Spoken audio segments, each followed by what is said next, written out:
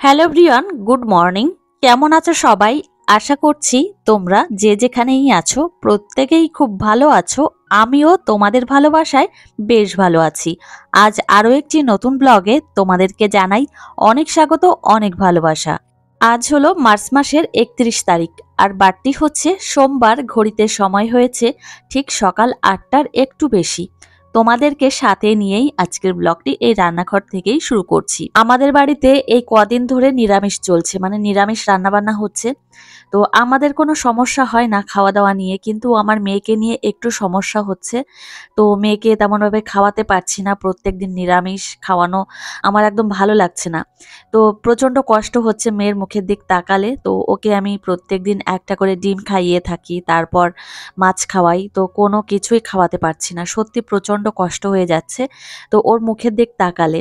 আর একটা দিন মতো বাকি আছে, তারপর থেকে মেয়েকে খাওয়াতে পারবো। কিন্তু এই যে মাঝে কটা দিন গেল মেয়েকে আমি মাছ মাংস কোনো কিছুই খাওয়াতে পারিনি, সেই জন্য মেয়ের শরীরটা একটু রোগা হয়ে গেছে। তো ওকে আবার ঠিকঠাক করে যত্ন করতে হবে।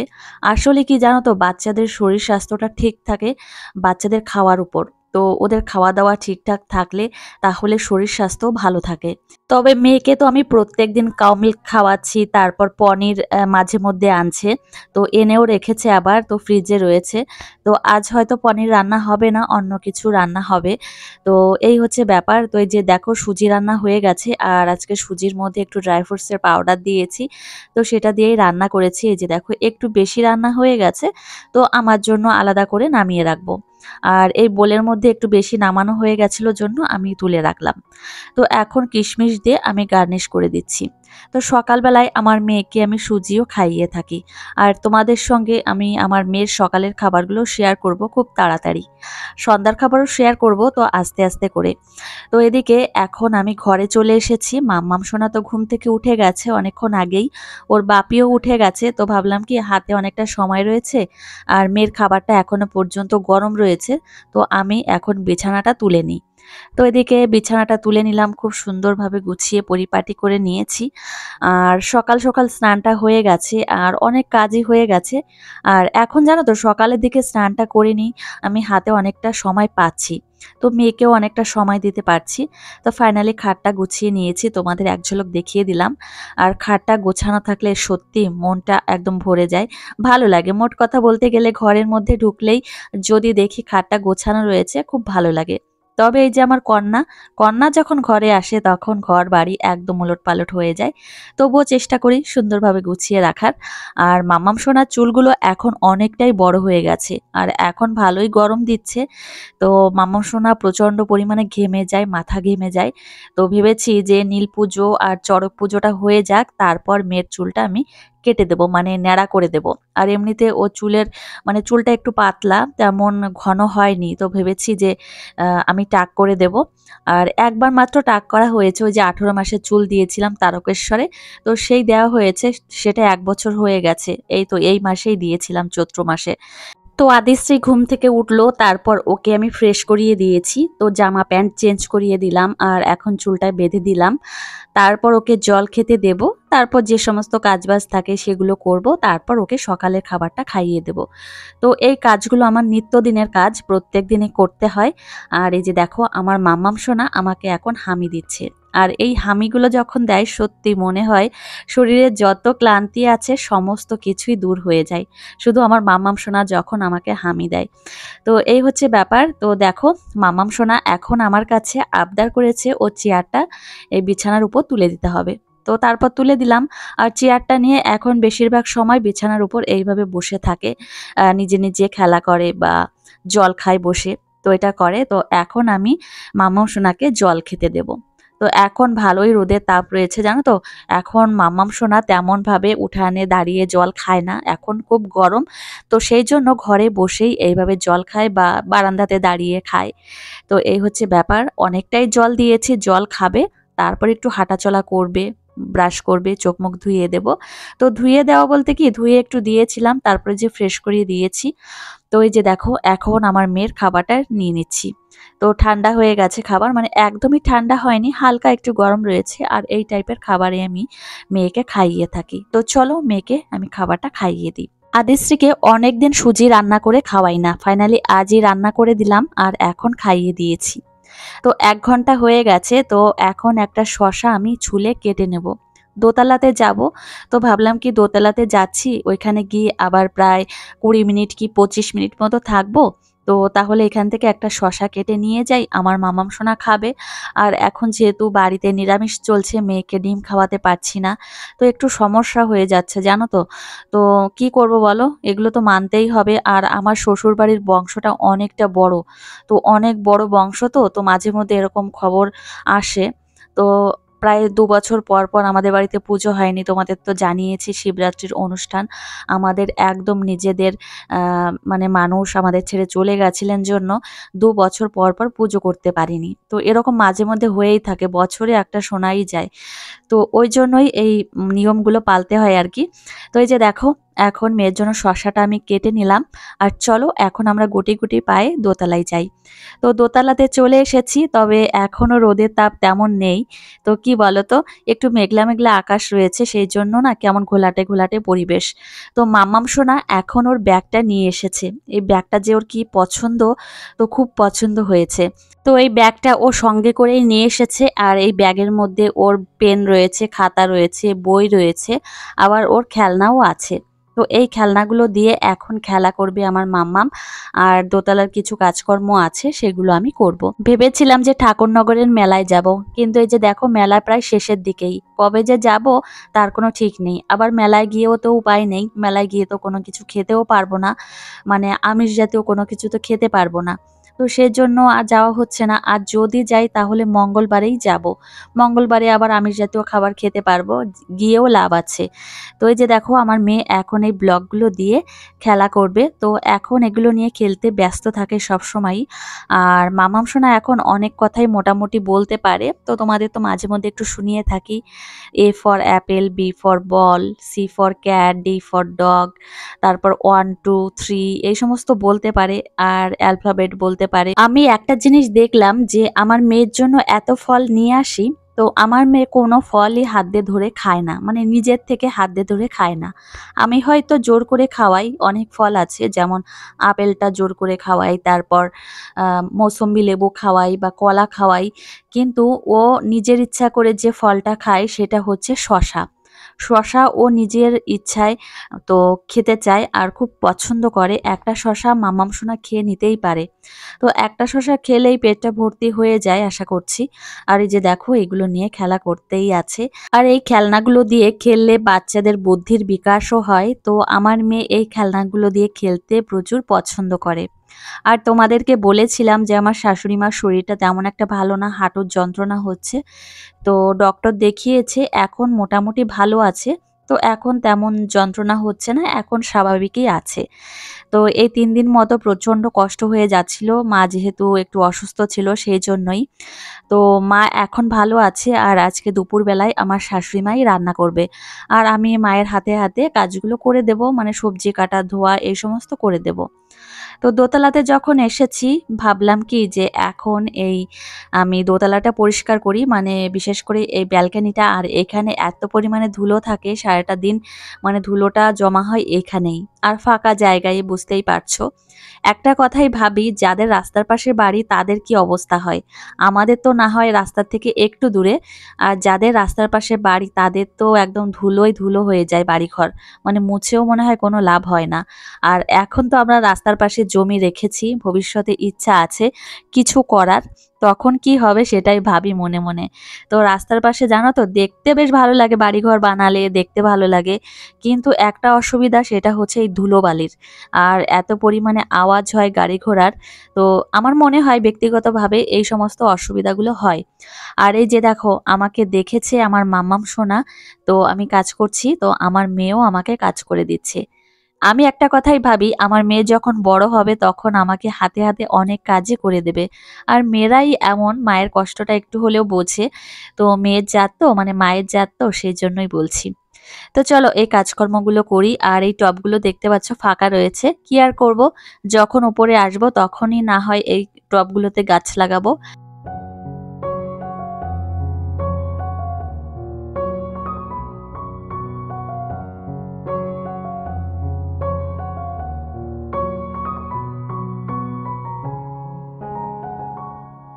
এখানকার কাজকর্ম সেরেই তারপর মেয়েকে আমি নিচে রেখে আসব। তো দেখতেই পাচ্ছ মেয়ের প্যান্টটা ভিজে গেছে। তো মেয়ে সি করে দিয়েছে। তো ওই জন্য ভাবলাম যে এই ব্যালকনির কাজটা করে নিয়েই তারপর মেয়েকে নিচে রেখে আসব। তারপর আবার একটু আসব, মানে দোতলাতে আসব, আর কিছু কাজ আছে সেগুলো সেরেই তারপর আবার মেয়েকে খাওয়াতে হবে, মানে মৌসুমী লেবুর রস খাওয়াবো, আবার স্নান করাবো, অনেক কাজ রয়েছে। তো মাম্মাম সোনাকে এখন আমি নিচে নিয়ে যাচ্ছি। তো এই যে দেখো আমার মাম্মাম সোনা, তো ও যাবে না, আবার উপরের দিকে উঠে আসছে। তো আদিশ্রীকে নিচে রেখে এসেছি, মানে ওর ঠাম্মির কাছে, আর এখন আবার চলে এসেছি দোতলাতে। তো রান্নাঘরে আসলাম, আর রান্নাঘরে আসার একটাই কারণ, এখানে কিছু বাসন রয়েছে মানে টেবিলের ওপর। তো সেই বাসনগুলো আমি ক্যাবিনেটের মধ্যে রেখে দেব, তো সেই জন্যই আসলাম। আর মেয়ে তো সি করে দিয়েছে, সেই জন্য নিচে রেখে এসেছি, প্যান্টটা চেঞ্জ করিয়ে দিলাম। আর এসেছি যখন ভাবলাম কি যে এই জানলাটা মুছে দিই, তো নোংরা হয়ে গেছে। অন্য সময় আবার কি করব জানো তো, মানে ক্যামেরার পেছনে এই টেবিলের উপর উঠে আমি জানলাটা পরিষ্কার করে দেব।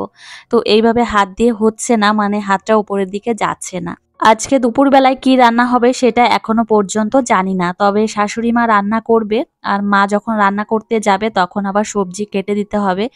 তো তখনই জানা যাবে কি রান্না করবে কি না করবে।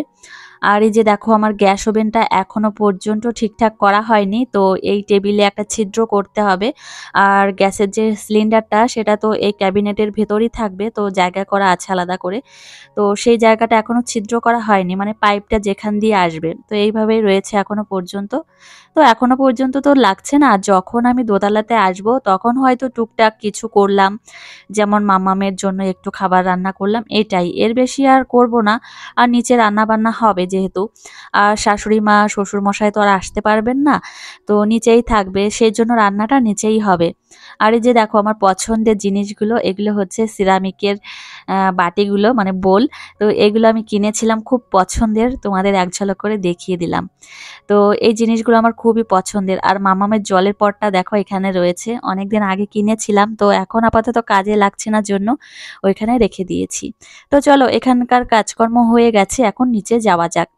নিচে এসেই দুটো মৌসম্বি লেবু নিয়ে এসেছি, আর এখন আমি কেটে রস বের করে নেব। প্রত্যেক দিনের আমার কাজ, তো নিয়ম, তো একঘেয়েমি বলতে পারো। আর এখন যেহেতু গরমকাল, প্রত্যেক দিনের নিয়ম মেনে আমি মেয়েকে মৌসম্বি লেবুর রসটা খাইয়েই যাব, আর সারা বছরই খাওয়াই।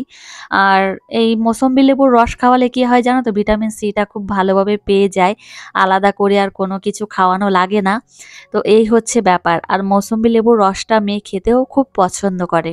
মা হওয়ার পরে একটা জিনিস আমি লক্ষ্য করেছি বা যেটা বুঝেছি, সেটা হচ্ছে বাচ্চাদের খাওয়া দাওয়ার উপরই নির্ভর করে ওদের শরীর স্বাস্থ্য। তো মায়ের যত্নও তো অবশ্যই লাগে, মায়ের যত্ন, প্রত্যেক দিনের খাওয়া দাওয়া, তো নিয়ম মেনে চললেই বাচ্চাদের শরীর স্বাস্থ্যটা খুব ভালো থাকে। তো এটা আমি ভালোভাবেই মানি। তো এই বেশ কিছুদিন হচ্ছে, মানে 10-11 দিন মতো হচ্ছে নিরামিষ চলছে বাড়িতে। মেয়ের খাওয়া দাওয়া তেমন একটা ভালো হচ্ছে না, জন্য অনেকটা রোগা হয়ে গেছে। আর আরেকটা বিষয় কি জানো তো, আমি মেয়েকে সবসময় খুব সুন্দরভাবে যত্ন করে থাকি, আগেও যেমনভাবে যত্ন করেছি এখনও তেমন ভাবেই করি, কিন্তু রোগা হয়ে গেছে। আর একটা বিষয়, রোগা হলো বা মোটা হলো এটা কোনো বিষয় না, শরীর থাকলেই রোগা হবে, মোটা হবে, শরীর অসুস্থ হবে। আবার রোগা হলে এই একটা সমস্যা হয়, মানুষের কথার সম্মুখীন হতে হয়। তো মাকেই তো সমস্ত কথার সম্মুখীন হতে হয়, এই আর কি, আর কোনো কিছুই না। তো একটু ভালো করে যত্ন করলেই মামামের শরীর আবার ঠিক হয়ে যাবে। আর এখন যেহেতু বাড়ন্ত শরীর, সেই জন্য একটু লম্বাও হয়েছে আর রোগাও হয়েছে। আর দেখবে লম্বা হলে রোগাটা একটু বেশি দেখা যায়, এই আর কি। তো দোতলাতে এত বিকট জোরে শব্দ পেলাম, তো দোতলাতে ছুটে আসলাম একটু ভয়ে ভয়েই। তো কি হলো সেটা দেখতেই এসেছি। এসে দেখলাম এত বড় একটা সর্বনাশ হয়ে গেছে। সর্বনাশটা কি হয়েছে তোমাদেরকে দেখাচ্ছি। দেখো কাঁচটা পুরো ভেঙে গেছে, তো পুরো ঘর জুড়ে শুধু কাঁচ আর কাঁচ। তো টিভি ইউনিটের যে কাঁচের পাল্লাটা রয়েছে উপরের দিকে, তো আমি ওই যে এসেছিলাম, মানে সকালের দিকে যখন এসেছিলাম পরিষ্কার করতে, তখন এই কাঁচটা না একটু সাইডে লেগেছিল, কিন্তু বুঝতে পারিনি যে ভেঙে যাবে। তো পরে এত বিকট জোরে আওয়াজ হয়েছে, মনে হচ্ছে যে কেউ বাজি ফাটিয়েছে, এত আওয়াজ, মানে ফাঁকা ঘরে আওয়াজ হয়েছে, তো সেই জন্যই। তো তোমাদের দাদাভাইকে ফোন করে জানালাম যে এরকম হয়েছে, বলল কি হয়তো কাচের চিট ধরেছিল, তারপরেই হয়তো এইভাবে ভেঙে গেছে। তো আবার পাল্টাতে হবে, কি আর করা যাবে, আবার হয়তো 1000 টাকা খরচ হবে, এই বলল তোমাদের দাদাভাই। তো এখন এই যে দেখো আমার মেয়েকে স্নান করাতে নিয়ে চলে এসেছি আর বডি ওয়াশ নিচ্ছে দেখো। আমি প্রথমে দিয়ে দিয়েছি ওর সারা গায়ে, তো এখন নিজের মতো করে নিচ্ছে। আমার মেয়ে একদম একটা পাকা বুড়ি হয়েছে জানো তো, মানে যেটা দেখে সেটাই নকল করতে থাকে। তো চলো মেয়েকে স্নান করানো হয়ে গেছে আর এখন ওকে রেডি করাবো। তো এই যে চলে এসেছি ঘরে আর এখন মাম্মাম সোনাকে রেডি করাবো। তো মুখে তেমনভাবে ক্রিম নিতে চায় না, তবে একটা উপায়ে আমি ওর মুখে এখন খুব সুন্দরভাবে ক্রিমটা মাখাতে পারছি। সেটা হচ্ছে ডট ডট করে দিই আর 1 2 করে গুনতে থাকি, মানে 1 2 করে সারা মুখটায় আমি ক্রিম দিয়ে দিই। তাতে কি হয়, মাম্মাম সোনা চুপচাপ করে বসে থাকে। আর এখন আমাকে দেখাচ্ছে পিঠে কি হয়েছে। দেখলাম যে একটা পিঁপড়ে মাম্মামের পিঠে কামড় দিয়েছে আর এইভাবে আমাকে বলছে যে চুলকিয়ে দাও। তারপর চুলকিয়ে দিলাম।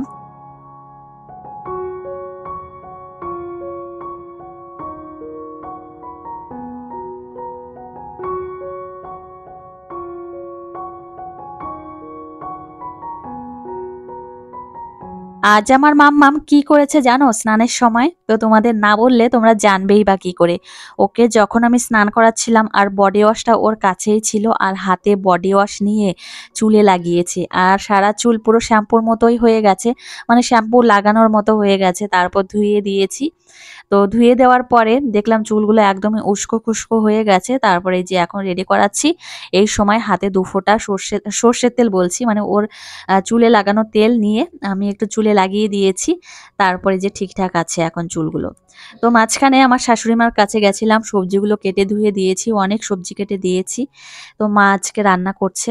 রান্নাঘর থেকে সবেমাত্র আসলাম 2টো পাঁপড় নিয়ে, তো আমার মেয়েকে দিয়েছি। আমার মেয়ে এখন পাঁপড় খাচ্ছে। এই পাঁপড় দুটো হচ্ছে সাবুর পাঁপড়। এখনো পর্যন্ত ভাতটা হয়নি, তো ভাত হয়ে গেলেই আবার মেয়েকে খাইয়ে দেব। তো ভাত নামানোর সঙ্গে সঙ্গেই ভাতটা রেডি করব, আবার মেয়েকে খাওয়াতে বেশ অনেকটাই সময় লেগে যায়। হ্যাঁ, খাবারটা খাই কিন্তু খাবার খাওয়াতে বেশ অনেকটা সময় লেগে যায়। 20 থেকে 25 মিনিট মতো মেয়েকে খাওয়াতে সময় লাগে। এখন 2:30 বেজে গেছে, তোমাদের একটু ঘড়ির দিকে চোখ বুলিয়ে দিলাম। আর মেয়েকে এখন খাওয়াতে হবে। আর দেখো জলের বোতলের এইভাবে মুখ খুলতে পারে আর একা একাই জল খায়। আর এইভাবে যে কত জল বিছানার উপর ফেলে কি আর বলবো, কিচ্ছু বলার নেই। এখন যেহেতু গরমকাল আর আদিশ্রীও জল খেতে খুব পছন্দ করে আর জলটা একটু ঘন ঘনই খাবে।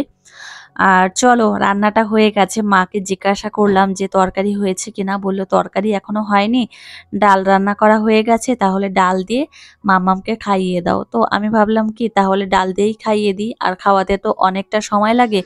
মেয়েকে খাইয়ে তারপর আবার তোমাদের দাদাভাইকে শ্বশুরমশাইকে খেতে দিতে হবে, আবার আমরাও খাবো। এইদিকে আজকে লাউ আর ডাল রান্না হয়েছে। এটা হচ্ছে মুগের ডাল, আর লাউ খেলে কিন্তু পেটটাও বেশ ঠান্ডা থাকে। এই গরমের দিনে লাউ, পেঁপে, ঝিঙা বা চিচিঙ্গা এই সমস্ত সবজি খেলে পেটটা খুব ঠান্ডা থাকে। আর চলো আমার মেয়ের খাবারটাও রেডি হয়ে গেছে। আর আজকের ব্লগটি এখানেই শেষ করছি বন্ধুরা। তোমাদের কেমন লেগেছে অবশ্যই জানিও, আর তোমাদের সঙ্গে দেখা হবে পরের একটা মিষ্টি ব্লগে।